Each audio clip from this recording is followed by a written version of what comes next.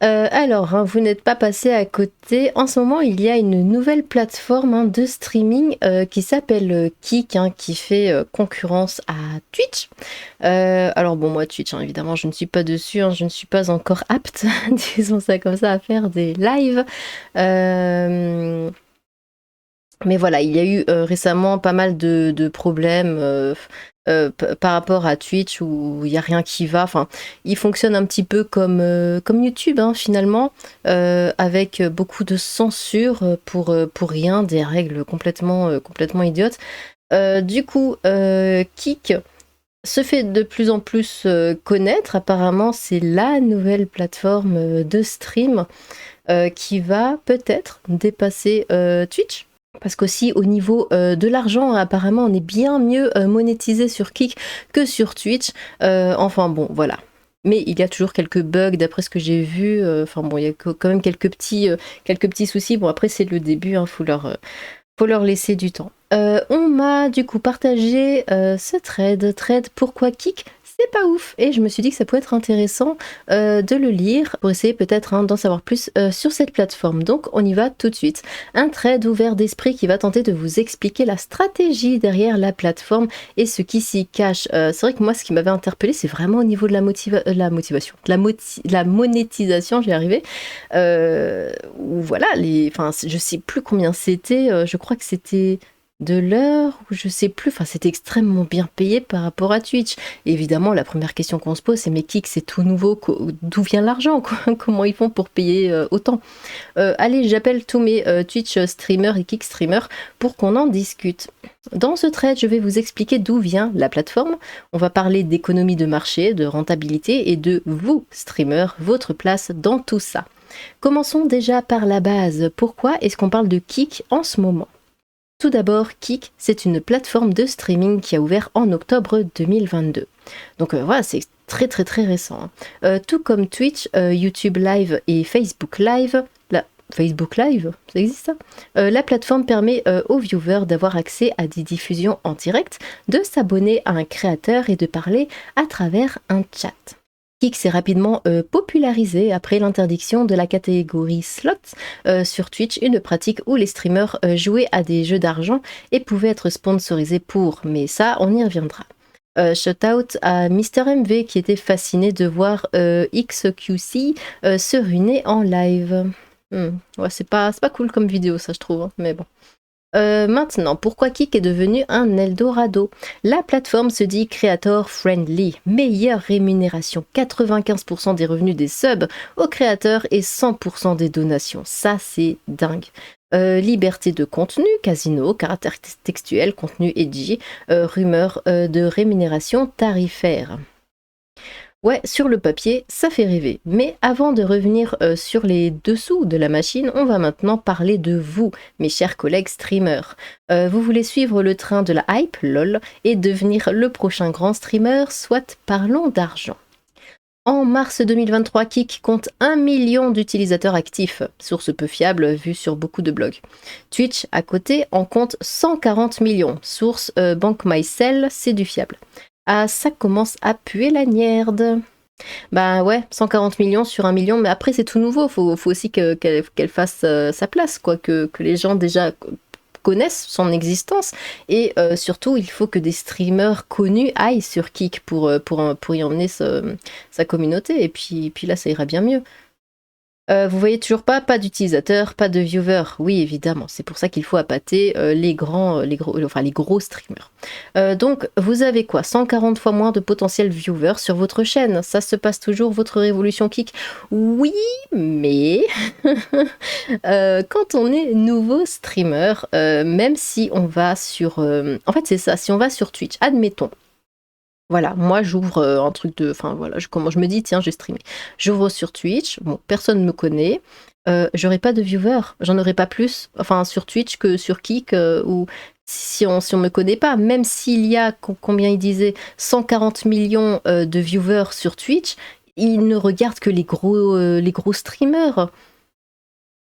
Donc ça, bon, c'est pas, je pense que c'est pas forcément à prendre en compte, hein. Si moi là j'ouvre un compte, oui, sur Twitch, j'aurai pas de viewers, sur Kick, peut-être que là, je pourrais un peu plus me faire une place parce que justement, il y a peut-être moins de streamers, donc on serait plus mis en avant, j'imagine. Après, si vous n'êtes pas d'accord, évidemment, n'hésitez pas, les commentaires sont là pour ça, hein. Donc vous avez quoi, 140 fois moins de potentiels viewers sur votre chaîne, ça se passe toujours, votre révolution Kick? Oui, mais faut laisser le temps, hein, que les gens, connaissent et aillent sur cette plateforme. Maintenant, on va revenir sur l'argent parce que, c'est ce qui vous intéresse le plus et à raison.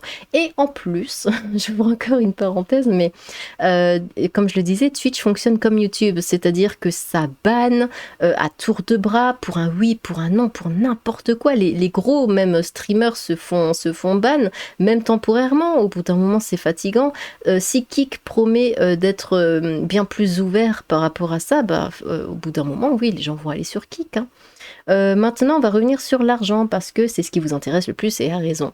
Aujourd'hui, Twitch peine à être rentable, alors que c'est le leader de son marché. Bah ouais, parce que c'est qu'une petite minorité, hein, c'est un tout petit pourcentage de streamers qui gagnent réellement de l'argent. La grande majorité ne gagne strictement rien, c'est comme YouTube. Un petit pourcentage gagne de l'argent et les autres, bah voilà, ils tournent avec 50 vues sur leurs vidéos alors qu'ils sont là depuis des années. Enfin. Les principaux revenus de la plateforme viennent de deux choses, des subs et des annonces. Donc, résumons. Kick calasse tous ses créateurs en donnant la quasi-totalité des dons aux créateurs et la base d'utilisateurs de la plateforme est drastiquement plus basse sur Kick pour proposer des annonces. Ça vous paraît rentable tout ça ? Rajoutons à ça que la plateforme est en train de se forger une solide réputation de contre-soirée à Twitch qui récolte tous les cassos bannis de la plateforme et qui... Oh, c'est pas parce que t'as été banni que t'es un cassos, hein. Et qui cherche une liberté d'expression, c'est très bien pour taper sur qui. Quoi ? Bah non, mais là Twitch banne des comptes, mais pour rien du tout. C'était qui ? C'était... comment elle s'appelle ? La Sainte. La Sainte qui regardait juste, enfin elle diffusait un document, un reportage sur les nudistes ou je sais plus quoi, et puis bon ça filme une plage, il y avait une personne nue mais on voyait rien et paf, banni. Non mais attendez. Oui, les gens ont un corps, hein, excusez-nous quoi. Mais c'est rassurant pour un annonceur ça. Donc les investissements de Kick, ils viennent d'où ? On accuse souvent la plateforme d'être financée par les casinos. Qu'en est-il ? Eh ben, un des principaux investisseurs de Kick, Ed Craven, est cofondateur d'un site web de crypto-gambling, stake.com. Allez, je me lance. Du pari de crypto-monnaie. J'ai vraiment besoin de vous expliquer que ça pue la merde. Pour info, Stake n'opère pas légalement aux USA, sauf qu'en 2022, des streamers comme Trainwreck TV ont diffusé des paris de Stake.com sur Twitch. Et en vue de la situation, Twitch a ban le truc. Maintenant, est-ce que Kick est détenu par les casinos ? Officiellement, non. Mais la plateforme est financée par des détenteurs de casinos en ligne. À vous de spéculer sur les conclusions. Revenons à vous, mes chers streamers. Pourquoi est-ce que vous êtes la cible de Kick ? On vous vend un rêve parce que vous êtes la source des revenus de Kick. On peut dire la même chose de YouTube, on peut dire la même chose de Twitch. Ça paraît incompréhensible après tout ce que je viens de vous dire, mais lisez la suite. En sollicitant tous les streamers de Twitch à rejoindre Kick, la plateforme cherche à faire migrer votre communauté. Forcément, en bougeant sur Kick, votre objectif va être de ramener vos viewers et donc de les habituer à la plateforme, de leur installer une habitude là-bas et donc de faire grossir Kick. Le 95.5, profitez-en, il ne durera pas longtemps, je vous en fais la promesse. On verra ça. Cette stratégie de Kick va à contre-courant de ce qu'a fait Mixer qui pensait concurrencer Twitch en ramenant le top streamer.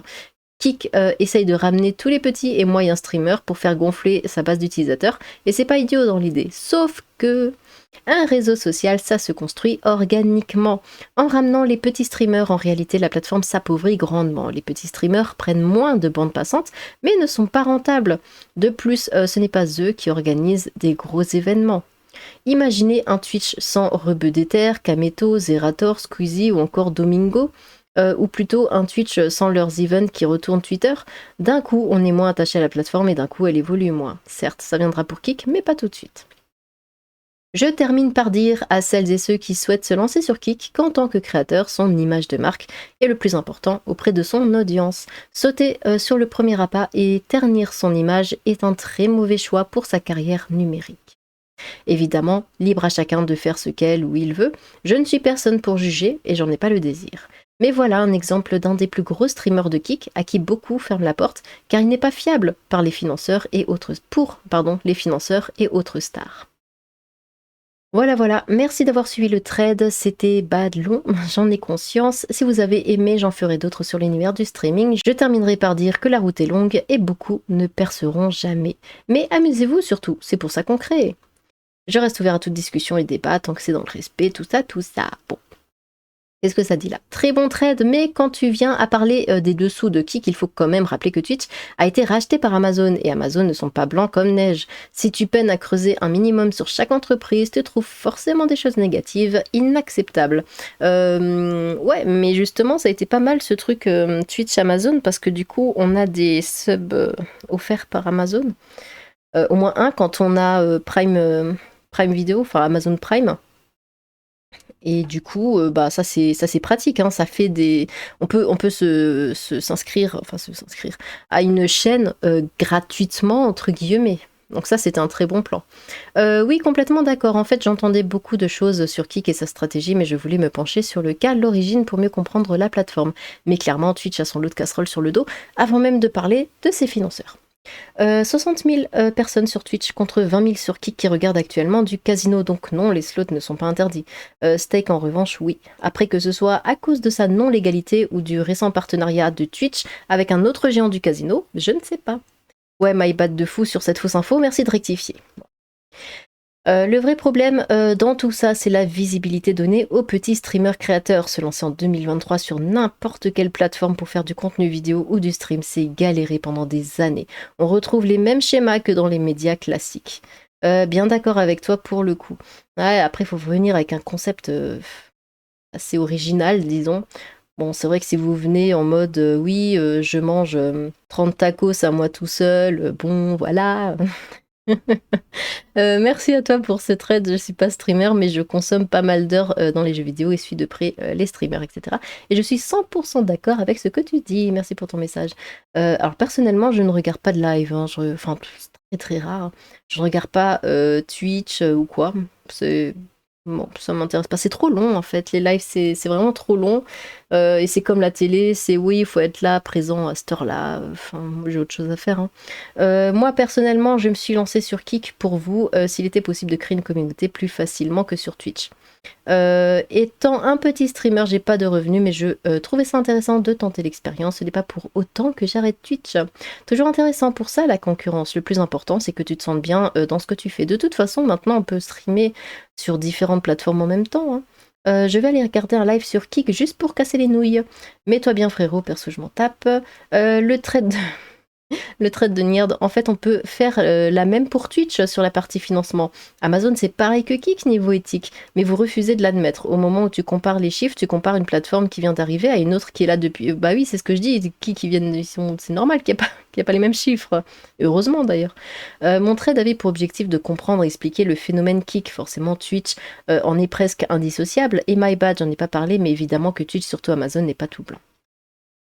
Attends, c'est comme ça que je découvre ton Twitter, en plus sur un trait de Kali, on s'est toujours pas appelé, d'accord.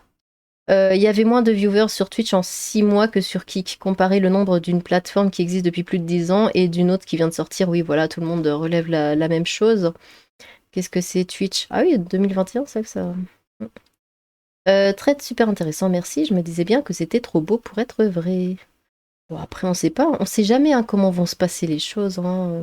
C'est comme cette plateforme dont il parlait, j'ai oublié le nom. Ils avaient demandé justement à des plus gros streamers de Twitch d'y aller, donc il avait arrêté son partenariat avec Twitch pour aller sur cette toute nouvelle plateforme pour justement ramener des viewers, et finalement ça s'est complètement planté. Mais après, on peut jamais prévoir. Très bon, très intéressant, très ultra intéressant. J'ai failli tenter par curiosité, mais j'ai vu la merde que c'était et non merci finalement. Puis de toute façon, il n'y a pas de catégorie rétro gaming, donc bof. Ah bon. Après, comme dit, hein, ils sont assez nouveaux, faut leur laisser le temps de prendre leur marque. Hein. Tellement de fausses infos dans ton trade, mais c'est bien, tu as ton petit moment de gloire. Oh là là. Bah dis alors ce qui est faux dans ce cas, parce qu'il y a plein de gens qui sont là. Ouais, ce que tu dis est faux. Ok, mais sans développer derrière. En plus, t'as le bidule, t'as toute la place pour dire ce qui est faux. La rémunération à l'heure sera par palier, donc si t'es palier 1, ce sera peut-être 1 € de l'heure en fonction de tes viewers. Et c'est Kik qui décidera si tu es rémunéré, donc rien à voir avec l'affiliation. Le 16 $ n'est pas pour de suite. Après, beaucoup se font de gros films. Rarement vu un trait si long pour dire si peu de choses intéressantes en étant complètement neutre, ni streamer ni pro, l'un ou l'autre. Bah, écoute. Bon, alors si il y en a parmi vous qui connaissent un petit peu mieux Kik ou Twitch, si vous avez des choses à rajouter à ce thread, surtout, n'hésitez pas. Alors quelques personnes m'ont déjà demandé: «Oui Lilith, est-ce que tu vas faire des lives?» tout ça, tout ça. Alors non, je suis toujours terrorisée. C'est vrai que ça fait pas longtemps que je suis là, finalement, même sur YouTube ou quoi, ça fait moins d'un an. Donc voilà, je m'entraîne sur Discord. Quelquefois, j'organise des débats, histoire de m'entraîner à parler en direct avec les gens. Quelquefois, on m'a invité pendant les lives, mais à chaque fois, les gens font la même réflexion. C'est: «On l'entend pas Lilith, elle est où? Elle est partie?» Parce que c'est vrai que je suis toujours très intimidée et puis j'ose pas, enfin voilà. Du coup, faut me laisser un petit peu de temps. Je sais pas si un jour je ferai des lives, mais voilà, c'est pas de moi-même, je veux dire, mais ouais, faut me laisser du temps. Peut-être que ça arrivera ou peut-être jamais, je ne sais pas, mais voilà. Bon, eh bien, n'hésitez pas à vous exprimer sur tout ça. J'ai hâte de vous lire. Sur ce, tchou!